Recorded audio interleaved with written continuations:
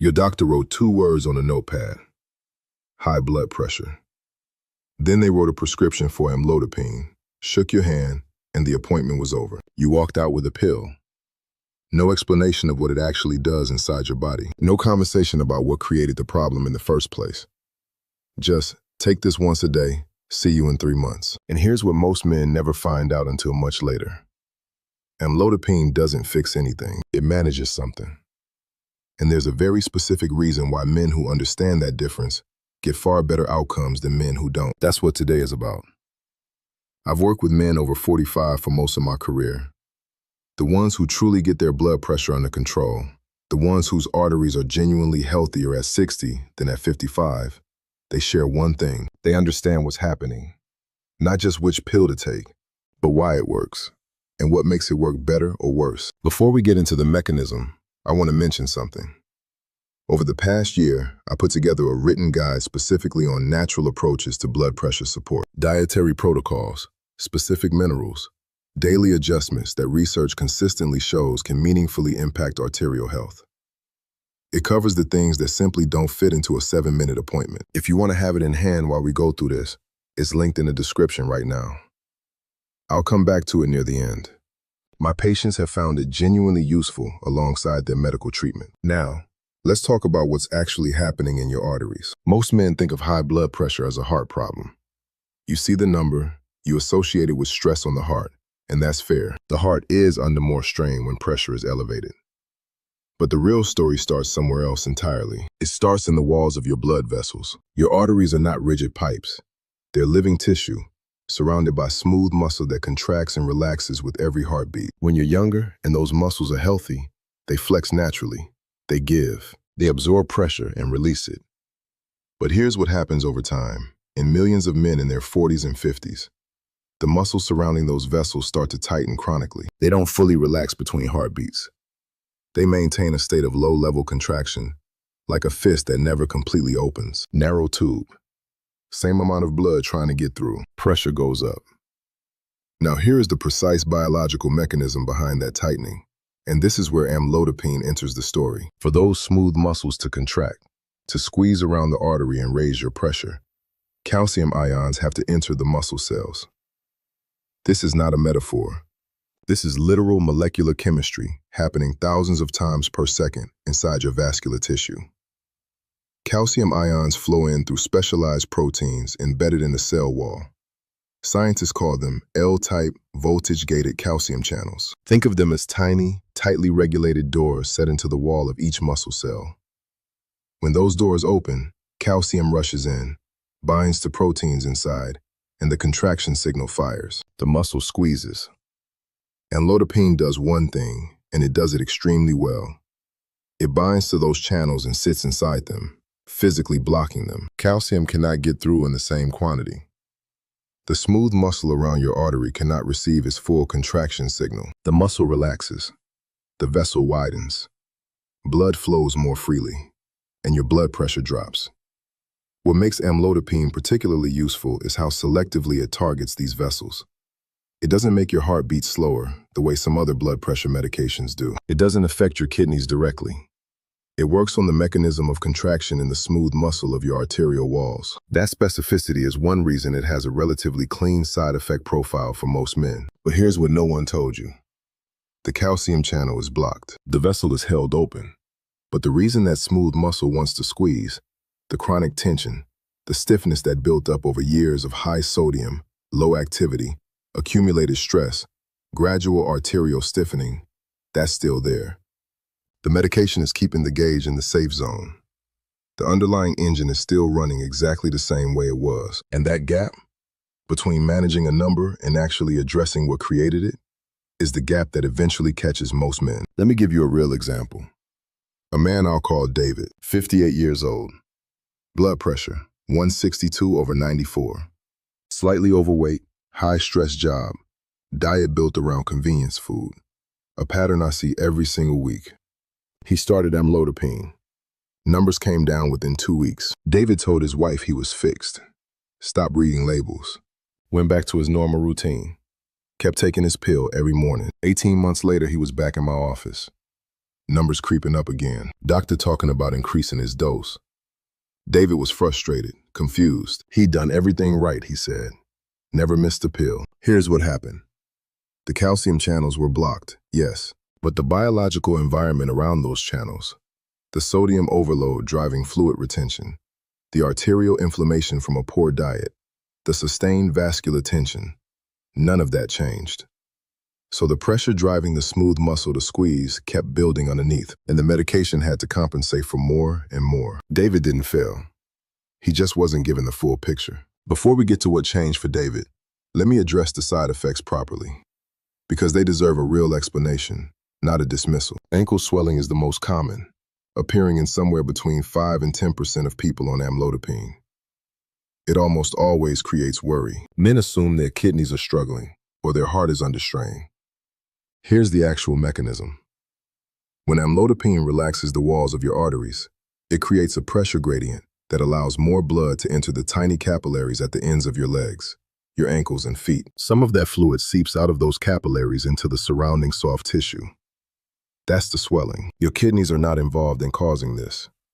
Your heart is not in danger. This is a peripheral vascular effect, not a systemic one. Elevating your legs for 30 to 40 minutes in the evening helps significantly.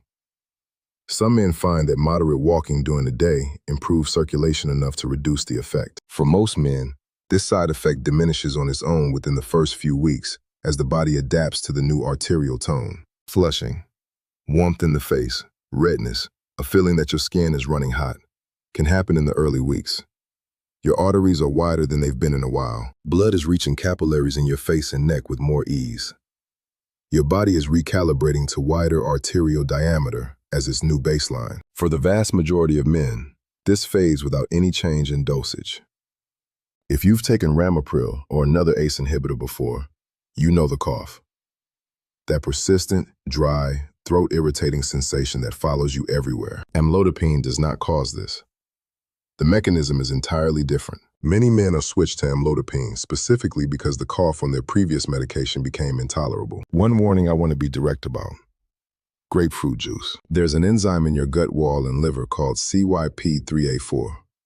This enzyme breaks down amlodipine at the correct rate and keeps blood concentrations within the intended therapeutic range. Grapefruit juice contains compounds that partially suppress this enzyme. The result is that more amlodipine enters your bloodstream than your prescribed dose is designed to deliver. Concentrations can push beyond the therapeutic range. One occasional glass is unlikely to cause a serious problem. But if grapefruit juice is something you drink every morning, and a surprising number of men in their 50s do, switch to something else and mention it to your doctor at your next appointment. This is a simple change with a real impact. Now here is the part that actually changes the outcome. The part David was missing. There is a category of lifestyle interventions, completely natural, nothing prescribed, that research has repeatedly shown can lower systolic blood pressure by 8 to 14 points when followed consistently. For context, a starting dose of amlodipine typically lowers blood pressure by 10 to 15 points. Read that again. The right dietary approach comes within range of a starting dose of medication. Same territory, different mechanism entirely. And when you combine them, they stack. Amlodipine blocks the calcium channel. The right diet changes the chemical environment around that channel, reduces the forces driving the muscle to contract, and improves the elasticity of the arterial wall itself. Different mechanisms, same direction. You're not fighting the same battle twice. You're opening two fronts simultaneously. The most rigorously studied dietary approach for blood pressure is called the DASH protocol. Dietary approaches to stop hypertension. Not a trend, not a social media diet. Studied for decades by institutions specifically focused on cardiovascular outcomes. The principle is built around three foundational levers. Sodium, the most powerful single variable. Most men I see are consuming between 3,000 and 5,000 milligrams of sodium daily, often with zero awareness of it. The target for meaningful blood pressure management is under 1,500 milligrams. The mistake most men make is attacking the salt shaker. That's not the main source. The top contributors are processed foods, canned products, commercial bread, deli meats, restaurant meals, and takeaway food. The salt you consciously add to your plate is a small fraction of what you're actually consuming. One change that makes a disproportionate difference. Cook at home 3 to 4 nights per week instead of ordering in. When someone else prepares your food, you have essentially zero control over sodium content. A single restaurant meal can contain 2,000 milligrams or more. A plate of pasta at a chain restaurant can contain close to your entire daily allowance before you've even looked at the menu. At home, you are in control. That shift alone, for many men, produces visible movement in blood pressure readings within 2 to 3 weeks. Potassium. Genuinely underappreciated. Potassium and sodium operate in direct competition in your cardiovascular system. Higher potassium intake signals your kidneys to excrete more sodium. Less sodium retained means less fluid volume, less pressure on vessel walls. Think of potassium as the counterweight to every milligram of sodium you consume. Bananas get all the attention, but avocados, sweet potatoes, spinach, white beans, lentils, and plain yogurt are actually higher sources. The goal on DASH is 2 potassium-rich foods at most meals throughout the day. No obsessive tracking, just something green on the plate and deliberate variety. Magnesium. This is the one that surprises men most consistently. Magnesium is directly involved in the relaxation of smooth muscle tissue, including the muscles surrounding your arteries. The pathway is different from amlodipine, but the directional outcome is the same. Vessel walls under less tension, more capable of relaxing and widening in response to blood flow. Research suggests 200 to 400 milligrams of supplemental magnesium daily can reduce blood pressure by 2 to 4 points in people with low levels. And studies consistently show that a meaningful proportion of men in their 40s and 50s are below optimal levels without knowing it, because magnesium deficiency doesn't announce itself clearly. Food sources include dark leafy greens, pumpkin seeds, almonds, cashews, and dark chocolate with 70% cacao or higher.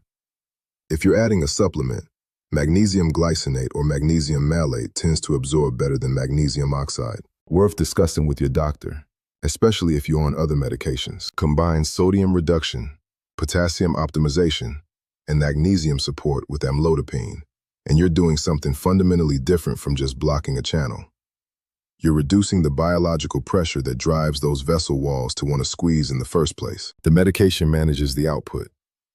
The lifestyle works on the input. Quick question while we're here. When your doctor prescribed amlodipine, did they spend any time talking to you about diet? Specifically about sodium reduction or a dietary protocol for blood pressure?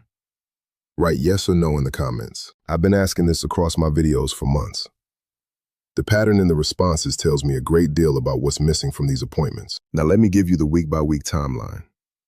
Because understanding what to expect removes the anxiety that leads men to stop their medication too early. And stopping amlodipine without your doctor's guidance is genuinely dangerous. Days 1 through 3. Amlodipine is building toward therapeutic level.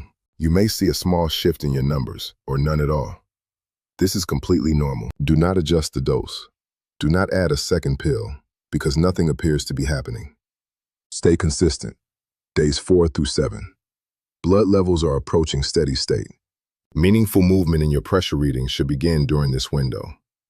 If ankle swelling appears, it's most common at this stage. Keep your legs elevated when resting in the evening. It will typically ease within 2 to 3 weeks. Week 2. Flushing begins to ease as your body adjusts to wider arterial diameter as its new baseline. If you started dietary changes alongside the medication, particularly sodium reduction, you may notice your numbers becoming more stable throughout the day, not just lower on average. Less spike in the morning, less variability between readings. Weeks 3 and 4. Men combining medication with dietary adjustments often notice something that surprises them. Not just lower numbers, but less fluctuation. The sharp morning rise begins to flatten. Readings taken at different times of day start converging toward a consistent range. Month 2 to 3. With potassium and magnesium optimization layered in, the stacked effect becomes visible in the data. This is the point where some men come back to their follow-up appointment, and the doctor notes the control is better than expected for the current dose. That is not coincidence. That is 2 mechanisms working in the same direction. Back to David. 4 months after that frustrating visit, the one where his numbers were creeping up and his doctor was talking about increasing his dose, he came back. He'd gone home with a very different mindset, started cooking at home 5 nights a week. Replaced processed lunch options with whole foods. Paid attention to labels. Started taking magnesium glycinate before bed. Dropped the daily grapefruit juice. 3 months later, his blood pressure was lower than it had been when he first started medication, 2 years earlier. His doctor reduced his amlodipine dose at that appointment, under medical supervision, done gradually, with careful monitoring. David wasn't a special case. He wasn't lucky. He finally had the complete picture. And one more thing, because I want to say this clearly before we close. Never stop or reduce amlodipine without your doctor's explicit guidance. Even if your numbers look perfect, even if you feel completely fine, especially then. The reason you feel fine is precisely because the medication is doing its job. Stopping it suddenly can cause a rebound rise in pressure that is potentially dangerous. Any changes to your dosage are a conversation between you and your physician, with monitoring and a clear plan. What you can do, starting today, is create the conditions under which that medication works most effectively, at the lowest necessary dose, for as long as possible. The pill is the floor. Your choices determine the ceiling. If you want the full written protocol, the specific dietary targets, the mineral framework, the practical daily adjustments that support what amlodipine is already doing, the guide I mentioned at the start of this video is in the description below. It covers the DASH framework in full detail, the specific magnesium and potassium targets, and a practical week-by-week approach designed specifically for men in their 40s and 50s. Everything in it is built to work alongside your prescription, not against it. If this gave you something useful today, hit the like button. It helps more men in this exact situation find this information when they need it. Send this to someone who recently started blood pressure medication and still has questions. I'll see you in the next one.